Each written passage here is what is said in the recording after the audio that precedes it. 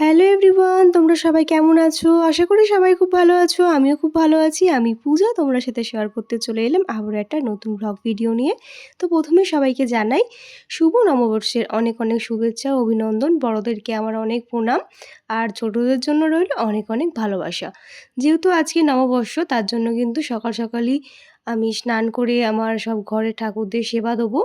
আর কালকের যে ভিডিও ক্লিপটা সেটা আজকে তোমাদের সাথে শেয়ার করলাম। আমার ঘরে মানে আমার সাথে কিন্তু আমার ঘরটাকেও কালকে থেকেই সাজিয়ে নিয়েছিলাম নববর্ষ উপলক্ষে। তারপরে কিন্তু এখন একটা নতুন নাইটি পরে রেডি হয়ে নেবো। নববর্ষ মানেই কিন্তু আমরা সকলেই সুতির জামা কাপড় পরি, যেটা ছোট থেকেই দেখে আসছি। ছোটোবেলায় তো সুতির ফ্রক পরতাম, আর এখন নাইটি। যাই হোক, এই নাইটিটা কিন্তু আমাকে আমার শাশুড়ি মা নববর্ষ উপলক্ষে গিফট করেছে। তো দেখো, মায়ের দেওয়া নাইটিটাই কিন্তু আজকে পরে নিলাম স্নান টান করে। তারপর তোমার দাদাভাই ডিউটি বেরোবে, তাই ওর জামা কাপড়টা গুছিয়ে দিচ্ছি। এই যে টি শার্টটা দেখছো, এটা কিন্তু তোমার দাদাভাইকে আমি গিফট করেছি নববর্ষ উপলক্ষে। তো গেঞ্জির কালারটা কেমন হয়েছে অবশ্যই জানিও। আমি পছন্দ করেছি, তোমার দাদাভাই তো খুব পছন্দ হয়েছে। যেহেতু ওর আজকে ছুটি পায়নি, তাই কিন্তু সকাল সকালে ডিউটির জন্য বেরিয়ে পড়ছে। তো ইচ্ছা আছে যদি সন্ধ্যেবেলায় তাড়াতাড়ি ডিউটি থেকে চলে আসে তাহলে একটু বেরাবো। তো যাই হোক, মা কিন্তু সকাল সকালে রান্নাবান্না করে দিয়েছে, সেই টিফিনটা ওকে প্যাক করে দিলাম। এখন কিন্তু ও বেরিয়ে যাওয়ার পরে চলে যাব মামামকে ব্রেকফাস্ট করাতে। মামামকে ব্রেকফাস্ট করানোর পরে কিন্তু চলে যাব সোজা ঠাকুর ঘরে। তো মামামকে ব্রেকফাস্ট করিয়ে চলে আসলাম সোজা ঠাকুর ঘরে। তো এটা ছিল আমার গোপু সোনার আজকের লুক। কেমন লাগছে অবশ্যই জানিও।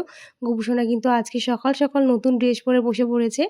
আর লক্ষ্মী ঠাকুরের ড্রেসটা কিন্তু আমি আগের বৃহস্পতিবারই চেঞ্জ করে নিয়েছিলাম। যেহেতু এবছর পয়লা বৈশাখ বুধবার পড়েছে, তাই আর বুধবার করে তো আর শাড়ি চেঞ্জ করা যায় না লক্ষ্মীর।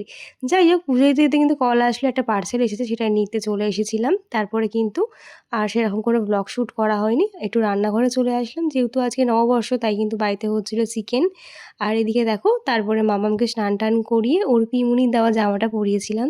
ও তো খুব খুশি। তো কেমন লাগছে আমার মাম্মামকে দেখে অবশ্যই তোমরা জানিও। তো মামামের সাথে কিন্তু আমি একটু হালকা ম্যাচিং হয়ে গেছিলো, তাই দুজনে মিলে কিছু ফটো ভিডিও নিয়ে নিলাম।